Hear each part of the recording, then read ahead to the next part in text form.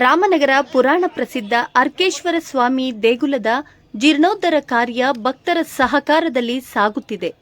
ದೇವಾಲಯದ ನಿರ್ಮಾಣದ ಹಣಕಾಸು ವಿಷಯದಲ್ಲಿ ಯಾವುದೇ ಲೋಪವಾಗಿಲ್ಲ. ಎಲ್ಲವೂ ಪಾರದರ್ಶಕವಾಗಿ ನಡೆಯುತ್ತಿದೆ ಎಂದು ಅರ್ಕೇಶ್ವರ ಸ್ವಾಮಿ ಸೇವಾ ಸಂಘದ ಅಧ್ಯಕ್ಷ ಸಿಎನ್ಆರ್ ವೆಂಕಟೇಶ್ ತಿಳಿಸಿದರು. ರಾಮನಗರದ ಛತ್ರದ ಬೀದಿಯಲ್ಲಿರುವ ಅರ್ಕೇಶ್ವರ ದೇವಾಲಯದ ಆವರಣದಲ್ಲಿ ಶನಿವಾರ ದೇವಾಲಯದ ಅಭಿವೃದ್ಧಿ ಕಾರ್ಯಗಳು, ಅಂದಾಜು ವೆಚ್ಚ, ಭಕ್ತಾದಿಗಳ ಸಹಕಾರದ ಬಗ್ಗೆ ಸುದ್ದಿಗೋಷ್ಠಿಯಲ್ಲಿ ಮಾಹಿತಿ ನೀಡಿದರು. ದೇವಾಲಯದ ನಿರ್ಮಾಣ ಕಾಮಗಾರಿಗೆ ಕಳೆದ 2 ವರ್ಷಗಳ ಹಿಂದೆ ಚಾಲನೆ ನೀಡಲಾಗಿದೆ. ದೇವಾಲಯ ನಿರ್ಮಾಣಕ್ಕೆ ಸಂಬಂಧಿಸಿದಂತೆ 1 ರೂಪಾಯಿ ಅವ್ಯವಹಾರ ಆಗದಂತೆ ಕೆಲಸ ಮಾಡಲಾಗುತ್ತಿದೆ. ದೇವಾಲಯ ಸಂಪೂರ್ಣ ಕಲ್ಲಿನಿಂದಲೇ ಶಿಲ್ಪ ಕೆತ್ತನೆಯಲ್ಲಿ ನಿರ್ಮಾಣವಾಗುತ್ತಿದೆ. 21 ಅಡಿಯಲ್ಲಿ ಕಬ್ಬಿಣ, ಕಲ್ಲಿನ ಪುಡಿ, ಸಿಮೆಂಟ್ ಬಳಸಿ ಅಡಿಪಾಯ ಕೆಲಸ ಮಾಡಲಾಗಿದೆ. ಮೇಲ್ಭಾಗ 9 ಅಡಿ ಕಲ್ಲಿನ ಕೆಲಸ, ಶಿಲ್ಪ ಕೆತ್ತನೆ, ಕಲಾಕೃತಿಗಳ ಮೂಲಕ ಕೆಲಸ ಆಗಿದೆ. ಬಾಕಿ ಉಳಿದ ಕೆಲಸವನ್ನು 8 ರಿಂದ 10 ತಿಂಗಳಲ್ಲಿ ನಿರ್ಮಾಣ ಕೆಲಸ ಮುಗಿಸಿ ದೇವಾಲಯವನ್ನು ಲೋಕಾರ್ಪಣೆ ಮಾಡಲಾಗುತ್ತದೆ ಎಂದು ಹೇಳಿದರು.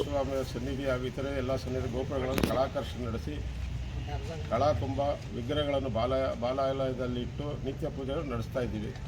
28/7/2020 ಮುಜರಾಯಿ ಇಲಾಖೆಯ ಜಿಲ್ಲಾಧಿಕಾರಿಗಳು ದೇವಾಲಯ ನಿರ್ಮಾಣಕ್ಕೆ ಆದೇಶವನ್ನು ಕೊಟ್ಟರು. ಆಳ 21 ಅಡಿ ಇದೆ. ಅಂದರೆ ಈಗ ಭೂಮಿ ಮೇಲೆ 9 ಅಡಿ ಇದೆ. ಒಟ್ಟು 30 ಅಡಿ ಈಗ ಕೆಲಸ ಆಗಿದೆ. 21 ಅಡಿ ಪಾಯ, 9 ಅಡಿ ಗೋಡೆ ಎದ್ದಿದೆ. 2 ಬೆಡ್ ಆಗಿದೆ. 1.5 ಅಡಿ ದಪ್ಪ. ಇಡೀ 60-40 ಸೈಜ್ ಎಷ್ಟಾಗಲ್ಲ ಅಷ್ಟಕ್ಕೂ ಡಬಲ್ ಮ್ಯಾಟ್ ಕಟ್ಟಿ ಸ್ಟೀಲ್ ಹಾಕಿ 25 mm ರ್ಯಾಡ್ಗಳೇ ಹಾಕಿದ್ದೀವಿ ನಾವು.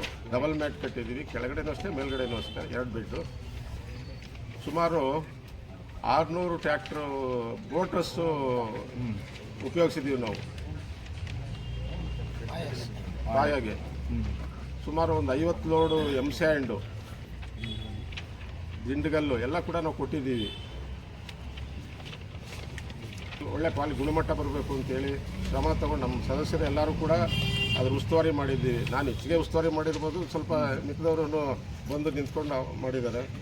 ಇಲಾಖೆಯ ಕಾನೂನು ಪ್ರಕಾರ ಏನೇನು ಇಲ್ಲಿ ಪೂಜೆ ಪುನಸ್ಕಾರ ನಡಿಬೇಕು, ಹೋಮ ನಡಿಬೇಕು, ಹವನ ನಡಿಬೇಕು, ಕಲಾಕರ್ಷಣ ಸಂದರ್ಭದಲ್ಲಿರ್ಬೋದು, ದ್ವಾರಬಾಗಿಲು ನಿಲ್ಲಿಸೋ ಸಂದರ್ಭದಲ್ಲಿರ್ಬೋದು, ಶಿಲೆಗಳು ನಿಲ್ಲಿಸೋ ಸಂದರ್ಭದಲ್ಲಿರ್ಬೋದು ಕೂಡ ಎಲ್ಲ ಸಮಯದಲ್ಲೂ ಕೂಡ ನಾವು ನಿಯಮಾನುಸಾರನೇ ಮಾಡ್ಕೊಂಡು ಬಂದಿದ್ದೀವಿ.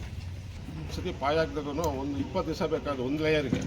ಅದು ಕ್ಯೂರಿಂಗು, ಅದನ್ನು ಫಿಲ್ ಮಾಡೋದು, ಕಾಂಕ್ರೀಟ್ ಫಿಲ್ ಮಾಡೋದು ಎಲ್ಲ ಒಂದೊಂದು ಲೇಯರ್ಗೆ 20 ದಿನ. ಅಂದರೆ 14 ಲೇಯರ್ಗೆ 280 ದಿನ ಆಗೋಯ್ತು. ಬೆಡ್ಗಳಿಗೆ 1 ತಿಂಗಳು ಕ್ಯೂರಿಂಗು ಅಂದರೆ ಒಂದು 2 ತಿಂಗಳು ಬೆಡ್ಡು ಸೇರಿ ಒಂದು 2-2.25 ತಿಂಗಳು ಕಮ್ಮಿ ಕಟ್ಟಕ್ಕೆ 45 ದಿನ. ಈ ಥರ ಎಲ್ಲ ದೇವಸ್ಥಾನ ಆಗಬೇಕು ಅನ್ನೋದು ಭಾಳಷ್ಟು. ಯಾಕೆಂದರೆ ಇದು ಇತಿಹಾಸ ಪುರಾತನವಾದ ದೇವಸ್ಥಾನ. 2 ಅಕೌಂಟ್ ಅಂತ ಹೇಳಿದ್ರು. 2 ಅಕೌಂಟು ಏನಂದರೆ ಮೊದಲಿಂದ SB ಅಕೌಂಟ್ ಇತ್ತು. ಅರ್ಕೇಶ್ವರ ಸ್ವಾಮಿ ಸೇವಾ ಸಂಘದಲ್ಲಿ 1 ಅಕೌಂಟ್ ಇತ್ತು, SB ಅಕೌಂಟು. SB ಅಕೌಂಟ್ ಇದ್ದಾಗ ಅದರಲ್ಲೆಲ್ಲ ಟ್ರಾನ್ಸಾಕ್ಷನ್ ನಡೀತಾ ಇತ್ತು. ನಾವು ಆದಾಯ ತೆರಿಗೆ ವಿನಾಯಿತಿ ಪಡಿಬೇಕು ಅಂದಾಗ ಕರೆಂಟ್ ಅಕೌಂಟ್ ಬೇಕು ಅಂದರು. ಅದು ದೇವಸ್ಥಾನದ ಅರ್ಕೇಶ್ವರ ಸೇವಾ ಸಂಘದ ಹೆಸರಲ್ಲಿ ಕರೆಂಟ್ ಅಕೌಂಟ್ ಬೇಕು ಅಂತ ಹೇಳಿದಾಗ ಆಡಿಟರ್ ಅಭಿಪ್ರಾಯ ಮತ್ತು ಬ್ಯಾಂಕ್ ಮ್ಯಾನೇಜರ್ ಅಭಿಪ್ರಾಯ ತಗೊಂಡು ಅದನ್ನು ಓಪನ್ ಮಾಡೋಕ್ಕೆ ನಮ್ಮ ಕಾರ್ಯದರ್ಶಿಗಳು, ಖಜಾಂಚಿಗಳು ಓಪನ್ ಮಾಡಿ ಅದು ಕೂಡ ಚಾಲ್ತಿಯಲ್ಲಿ ಇತ್ತು. ಯಾಕಂದರೆ ಆದಾಯ ತೆರಿಗೆ ವಿನಾಯಿತಿಗೆ ಕರೆಂಟ್ ಅಕೌಂಟ್ ಬೇಕೇ ಬೇಕು ಅಂತೇಳಿ ಆಡಿಟರ್ ಅಭಿಪ್ರಾಯದ ಮೇರೆಗೆ ಅದನ್ನು ಮಾಡಿದ್ದೆ.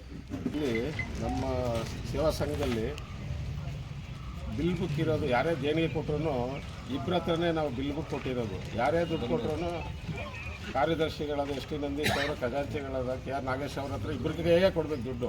ಅವರೇ ಅಕೌಂಟ್ಗೆ ಹಾಕಬೇಕು. ಮಿಕ್ಕ ಯಾವ ಸದಸ್ಯರ ಹತ್ರ ನನ್ನ ಹತ್ರ ಕೂಡ ಬಿಲ್ ಬುಕ್ ಇಲ್ಲ.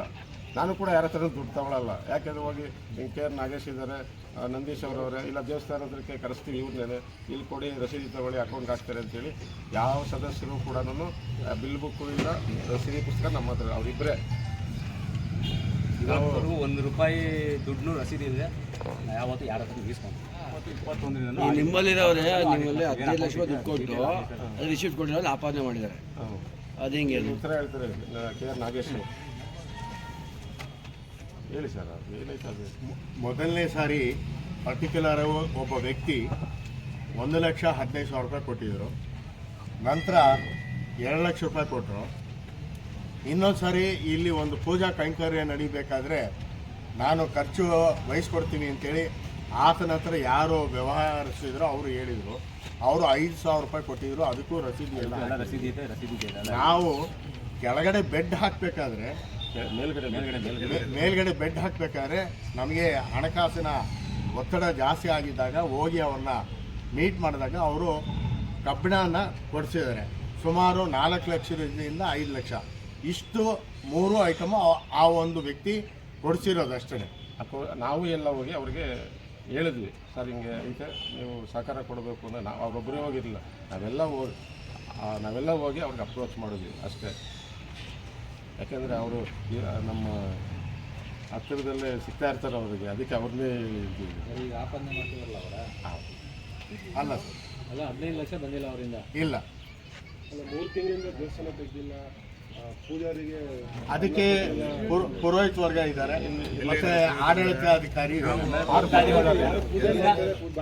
ದಿನ ದೇವಸ್ಥಾನ ನಾವು ದೇವಸ್ಥಾನ ಪರಿಚಯ ಹೇಳ್ಬಿಡ್ರಿ, ಜವಾಬ್ದಾರಿ ದೃಷ್ಟಿಯಿಂದ ಪರಿಚಯ ಹೇಳ್ರಿ ಫಸ್ಟ್.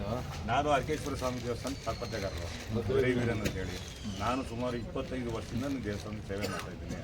ನಾವು ಕೋವಿಡ್ ಸಮಯದಲ್ಲೇ ಪೊಲೀಸ್ನವ್ರು ಪರ್ಮಿಷನ್ ತೊಗೊಂಡು ನಮ್ಮ ದೇವಸ್ಥಾನಕ್ಕೆ ತೊಂದರೆ ಮಾಡಬಾರ್ದು, ದೇವ್ರಿಗೆ ತೊಂದರೆ ಮಾಡಬಾರ್ದು ಅಂತೇಳಿ ಆ ದಿನದೊಳಗಡೆ ನಾವು ದೇವಸ್ಥಾನ ಮುಚ್ಚಿಲ್ಲ, ಇವತ್ತೂ ಮುಚ್ಚಿಲ್ಲ ಸರ್. ನಾವು ನಿತ್ಯ ಪೂಜೆ ನಡೀತೀವಿ ಸರ್. ಇಲ್ಲಿ ಪೂರ್ತಿ ಜನ ಇದ್ದಾರೆ, ನಾವೆಲ್ಲ ಹೇಳೋದು ಅಕ್ಕಪಕ್ಕ ಇರುವಂಥ ಜನಗಳನ್ನೇ ವಿಚಾರಿಸಿ ನೀವು ಗೊತ್ತಾಗ್ತದೆ.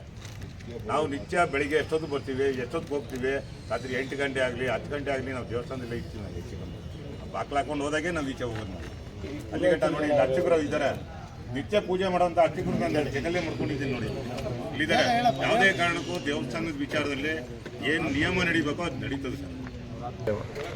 ದೇವಸ್ಥಾನ ಎಲ್ಲ ಶ್ರೀ ಅರ್ಕೇಶ್ವರ ದೇವಸ್ಥಾನ ಶಿಥಿಲ ಆಗಿತ್ತು.